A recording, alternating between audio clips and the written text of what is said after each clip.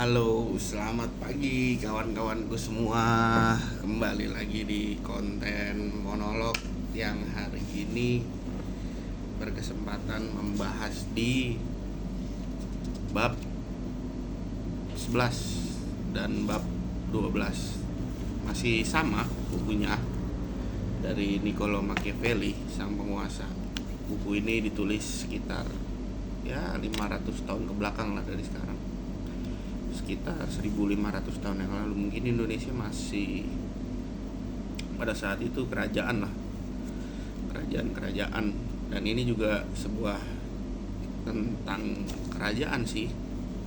Jadi yang hari ini mau gue sampaikan ke kawan-kawan dari chapter 11 negara gerejawi, itu chapter 11. Dan di chapter 12 judulnya berbagai jenis pasukan dan pasukan bayaran. Itu yang mau gue bahas. Jadi garis besarnya secara tidak langsung, negara gerejawi ini dia menceritakan bahwa memang latar belakangnya pada waktu itu di Italia. Niccolo Machiavelli ini berada di Italia. Dia diplomat Italia. Kemudian diplomat Italia ini di dalam chapter 11 di negara gerejawi, bahkan dia menyampaikan bahwa penguasa-penguasa ini ada dua, faksi gereja dan faksi kerajaan lah. Ini yang menjadi penyebab sebetulnya si Niccolo Machiavelli nulis ini cukup lancang juga, makanya dia dihukum mati. Jadi dia berpandangan begini, karena negara gerejawi itu adalah sebuah proses yang sangat antikritik dengan kerajaan, makanya ini adalah satu penghambatan dalam proses negara berdaulat lah. Namun dia menyampaikan di sini bahwa taktis siasat politis itu bisa dijalankan dari kerajaan gerejawi ini. Dia menyampaikan, ini udah gue kasih footnote lah di bawahnya ini. Dia menyampaikan begini, namun karena mereka dilindungi oleh kekuatan-kekuatan yang lebih luhur dan tidak dapat dipahami oleh pikiran manusia, saya tidak akan membahasnya, karena ditinggikannya dan dipeliharanya oleh Tuhan, membahasnya akan tampak lancang dan sangat terkesan bodoh. Ini ada beberapa cerita juga. Raja Charles dari Prancis yang berupaya untuk menyerbu Italia, dan ini dia menyerbunya provinsi mana ini dia, Venesia, di bawah kekuasaan Paus Adipati Milan di Florence. Penguasa ini umumnya memiliki dua kekhawatiran. Pihak pertama adalah pihak asing yang mungkin akan memasuki Italia melalui pasukannya, dan pihak kedua, tidak satu pun dari mereka yang harus merebut wilayah lebih banyak.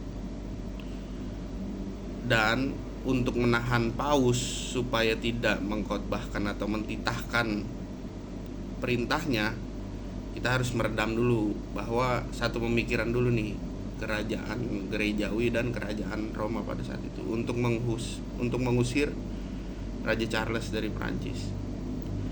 Mereka juga selalu punya alasan untuk bertengkar antar tentara mereka sendiri. Jadi ya biasalah ini kan, berbeda pandangan dari kerajaan Prancis, kerajaan Italia dan kerajaan gerejawi.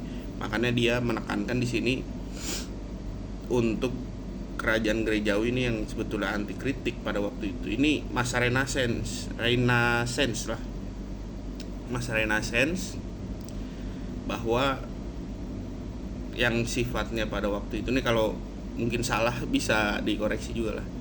Kerajaan gereja itu anti kritik dengan ilmu pengetahuan. Dia itu melihat bahwa ilmu pengetahuan itu sebuah titah yang tidak diturunkan oleh Tuhan, dan itu dirasuki oleh pikiran iblis. Jadi kembali lagi ke sini, untuk menahan Paus dia itu harus ngeklik dulu nih buat ngusir Raja Charles Prancis ini, supaya nggak ada yang saling jalan sendiri. Dia mengupayakannya ya ngobrol dulu, bisa diobrolin lah dalam segi kekuatan politik. Jadi di bab 11 ini, di parafrase terakhir ya, meski ada beberapa pimpinan di antara mereka yang ingin melakukan perubahan, ada dua hal yang menahan mereka. Pertama, kekuatan gereja yang membuat mereka takut, dan kedua, tidak adanya keluarga sendiri sebagai kardinal. Tidak ada orang yang mewakili keluarga kita lah dari kerajaan gereja kardinal ini, karena orang-orang ini adalah sumber konflik di antara mereka. Faksi-faksi ini tidak akan pernah damai selama mereka memiliki kardinal, karena orang-orang seperti itu membina faksi baik maupun Roma ataupun luar kota. Jadi Niccolo Machiavelli menekankan ya, kirim delegasi kerajaan untuk masukin kerajaan gerejawi supaya bisa diintervensi lah. Jadi poinnya itu di poin 11. Dan di poin bab 12 ini juga cukup menarik. Dia menjelaskan berbagai jenis pasukan dan pasukan bayaran. Jadi di teks awalnya dia menyampaikan, saya telah membahas sebelumnya bahwa seorang raja harus meletakkan fondasi yang kokoh. Jika tidak, dia pasti akan runtuh. Fondasi utama dari semua itu adalah terletak di tangan raja, dengan menetapkan hukum yang baik dan pasukan yang baik. Jadi ini selinier lah. Hukum yang baik pasti akan memunculkan legacy yang kebijakan lah, legacy atau kebijakan yang baik, dan dampaknya memiliki pasukan yang baik. Serta pada waktu itu saya katakan bahwa pasukan yang digunakan seorang raja untuk mempertahankan kerajaannya harus terdiri dari pasukan sendiri, bukan pasukan bayaran, karena pasukan bayaran itu tidak berguna sama sekali dan berbahaya. Jadi di obrolan sebelumnya dibilang pasukan bayaran itu tugasnya ya untuk mati duluan di medan perang. Jangan mengandalkan pasukan bayaran, karena bicara loyalitas pasukan bayaran itu bicaranya soal uang. Ya mereka dibayar sama siapa. Jadi itu di masa damai seperti sekarang ini, ketika Anda dijarah oleh mereka, sedangkan di masa perang Anda dijarah oleh musuh sendiri atau pasukan bayaran, itu rasanya akan sakit. Inilah mengapa alasan saya mengabaikan pasukan bayaran dan tetap berpegang teguh kepada pasukan sendiri. Pentingnya seorang raja untuk melatih pasukan sendiri itu adalah supaya mental dan spirit terhadap kedaulatan negaranya menjadi lebih kokoh dan kuat. Berbeda dengan pasukan bayaran, mereka digaji hanya untuk mencukupi kebutuhan mereka sendiri, tapi dia juga sebetulnya rela mati untuk Anda ketika sudah Anda bayar. Nah itu menarik bukan? Nih ada juga teks menariknya. Apakah para komandan pasukan bayaran jika lebih unggul atau tidak? Gini. Kalau pasukan komandan itu lebih unggul, kalau iya kenapa, kalau tidak kenapa?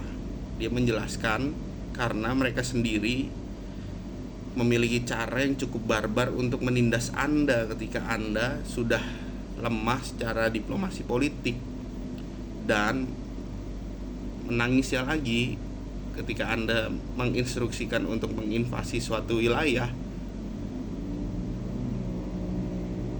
dan wilayah itu diambil. Nah ini ketika diambil ternyata malah ngebalik ngelawan, disuruh ngambil udah serang kena invasi lah kerajaan A. Ketika menang ternyata nggak diberikan ke raja. Ya lu sini bayar lagi sama gua, ini tanah yang jajahan yang udah gua rebut, bayar sini nanti gua kasih. Konyol juga itu. Ini menuju teks terakhir.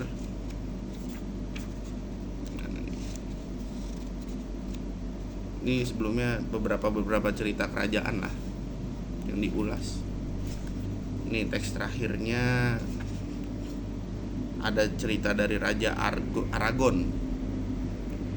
Memang pada waktu itu Venesia dan Florence di masa lalu menggunakan pasukan bayaran untuk memperluas kekuasaan mereka, dan para komandannya berjuang membela mereka tanpa merebut kekuasaan mereka. Tetapi dalam hal ini saya berpendapat Florence kebetulan bernasib mujur dibandingkan Venesia, karena komandannya yang patut ditakuti gagal merebut kekuasaan dan mendapat perlawanan yang cukup sengit serta membelokkan ambisi mereka ke tempat lain.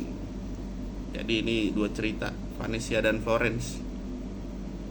Iya, itu Florence itu nasibnya mujur lah, menginvasi suatu wilayah berhasil dan dikasih invasi wilayah, dan si Venesia ini yang nggak mujur, ketika menyerang kerajaan gagal. Nah itu teks terakhir juga nih. Usaha yang dilakukan pasukan bayaran itu pertama adalah meningkatkan pamor pasukan mereka sendiri dengan menyingkirkan infanteri kita sendiri, bahwa mereka merasa, ya bahasa sederhana gini, ya pasukan sendiri lu aja nggak mampu untuk menyingkirkan sebuah kerajaan lain. Makanya mereka merasa sangat, wah iya nih, gua ini pasukan bayaran yang dipercaya raja lu untuk menyerang satu invasi wilayah. Dia merasa sangat angkuh lah, sehingga pamornya naik. Jadi itu yang bisa gue sampaikan di chapter kali ini. Mungkin nantikan chapter berikutnya dalam beberapa bahasan lah. Terima kasih teman-teman sudah menonton konten ini. Gue sangat terbuka dengan masukan, saran, dan segala macam diskusi lah, nggak menutup kemungkinan. Oke, thank you semuanya. Gue pamit undur diri. Nun wal kolami wa ma yaskurun billahi fisabilil haq wasabiqul khairat. Assalamualaikum warahmatullahi wabarakatuh. Semoga kawan-kawan sehat selalu. Bye bye.